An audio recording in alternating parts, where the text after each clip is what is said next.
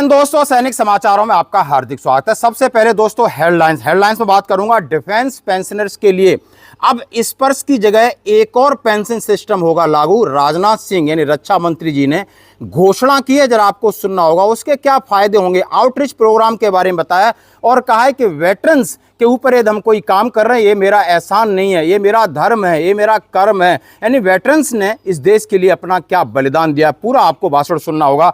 और मैं बात करूंगा दोस्तों, आईटीआर जरूर भरें और अपना पैसा पूरा रिटर्न करें। हाँ जी दोस्तों, मैं इसलिए कह रहा हूं कि हमने खुद भरा और पैसा यानी आईटीआर रिटर्न किया लगभग 12,000 रुपए। और मैं बात करूंगा 5 महीने में 3 झटके लगे।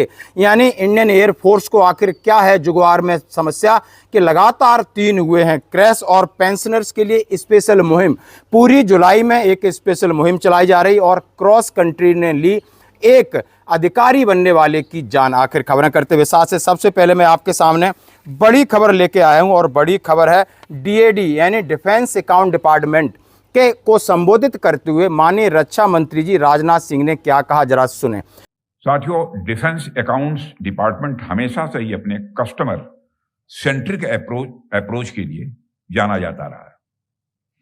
सैनिकों और हमारे वेटरन्स का ध्यान रखने की जो जिम्मेदारी आपको दी गई है, उसका आपने हमेशा ईमानदारी के साथ आपने निर्वहन किया है। किया है का मतलब यह नहीं है कि नहीं कर रहे हैं, किया भी है, कर भी रहे हैं। और इस जिम्मेदारी को प्रभावी ढंग से निभाने के लिए आपने स्पर्श यानी सिस्टम फॉर पेंशन एडमिनिस्ट्रेशन रक्षा नामक एक पूर्णतः डिजिटल और पारदर्शी प्लेटफॉर्म भी डेवलप किया है।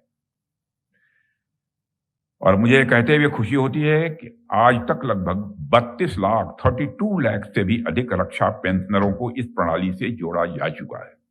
32 लाख से ज्यादा। लाखों वेटरन्स को करोड़ों की संख्या में धनराशि पेंशन के रूप में भेजी जाती है।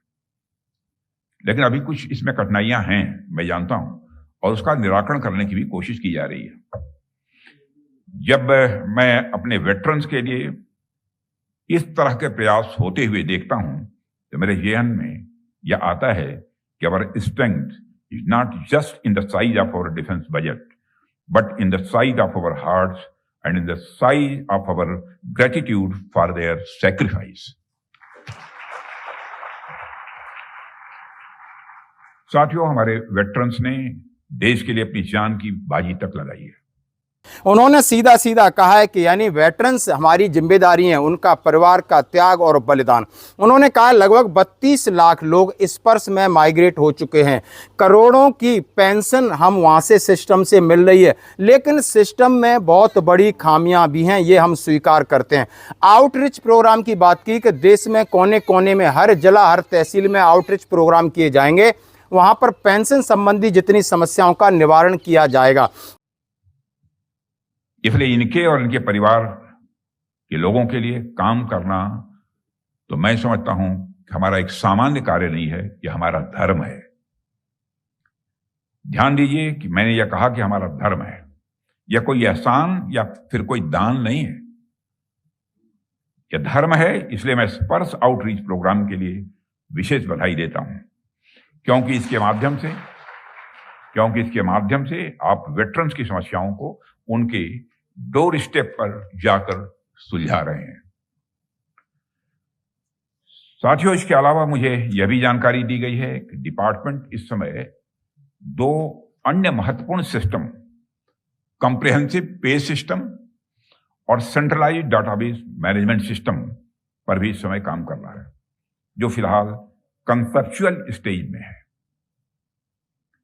यह सिस्टम मिलकर एक ऐसा इंटीग्रेटेड इकोसिस्टम तैयार करेंगे जो न केवल डिफेंस पर्सनल के वेतन और डाटा मैनेजमेंट को सिंप्लीफाई करेगा, बल्कि रियल टाइम इनसाइट्स और फास्ट डिसीजन मेकिंग को भी यह संभव बनाएगा। उसके साथ उन्होंने कहा है 2 बड़े बदलाव की जो होने जा रहे हैं। एक है कंप्रहेंसिव पे सिस्टम और दूसरा का है centralised data base management system. दोनों सिस्टम इनके ऊपर काम चल रहा है और ये दोनों सिस्टम इंटीग्रेटेड इकोसिस्टम तैयार करेंगे। यहाँ पर चाहे आप डिफेंस पेंशनर्स को किसी भी प्रकार की डाटा संबंधी कोई समस्या नहीं, पेंशन संबंधी कोई समस्या नहीं, रियल टाइम में उनके सॉल्यूशन होंगे।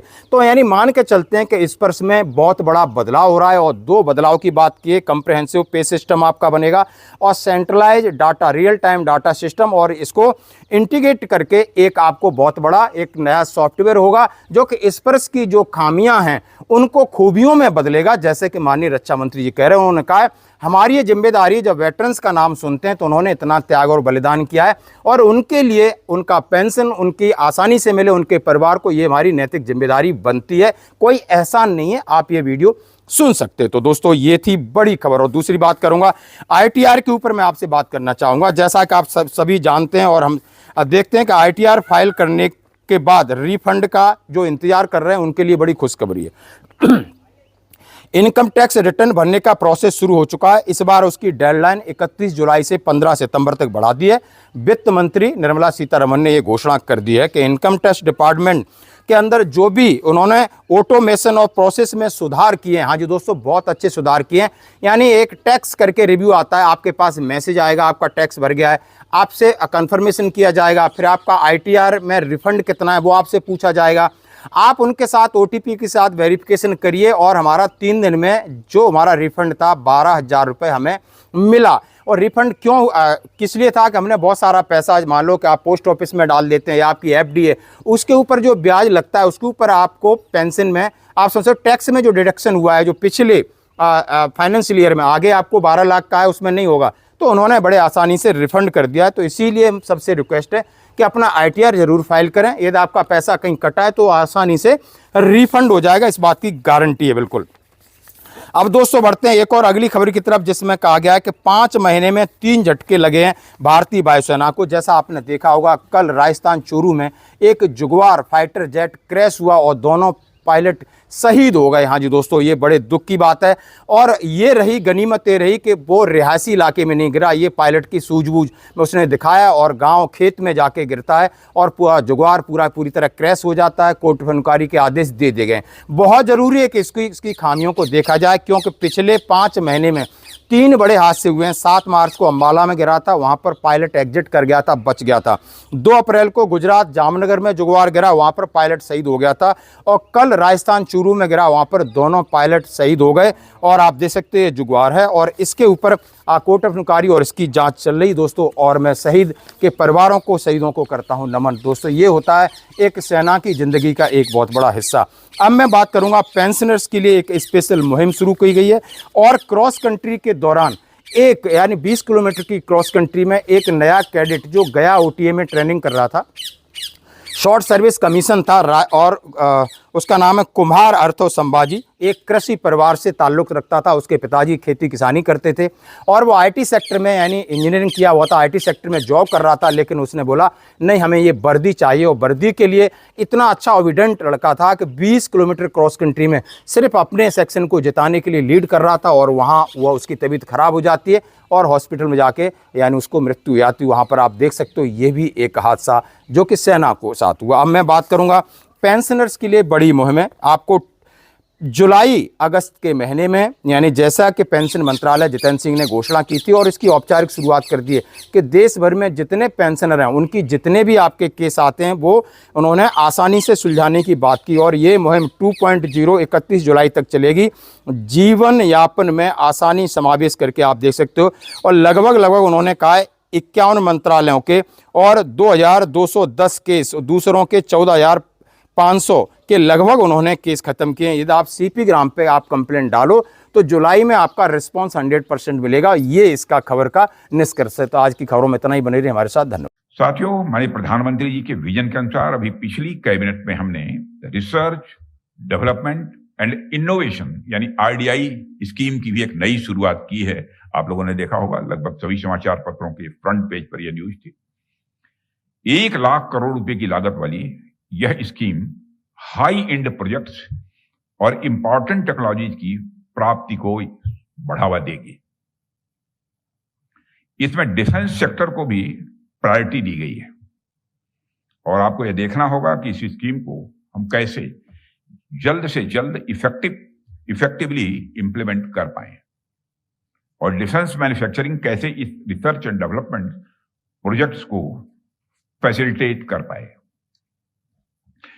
साथियों, इसके अतिरिक्त आपने देखा होगा कि डिफेंस एक्विजिशन काउंसिल ने पहली बार जेम पोर्टल से कैपिटल प्रोक्योरमेंट के लिए भी मंजूरी दे दी है, पहली बार। और निश्चित रूप से यह एक स्वागत योग्य कदम है और इससे जुड़ी एक्टिविटीज के लिए भी आपको भविष्य में मैं मानता हूं कि तैयार रहने की जरूरत होगी।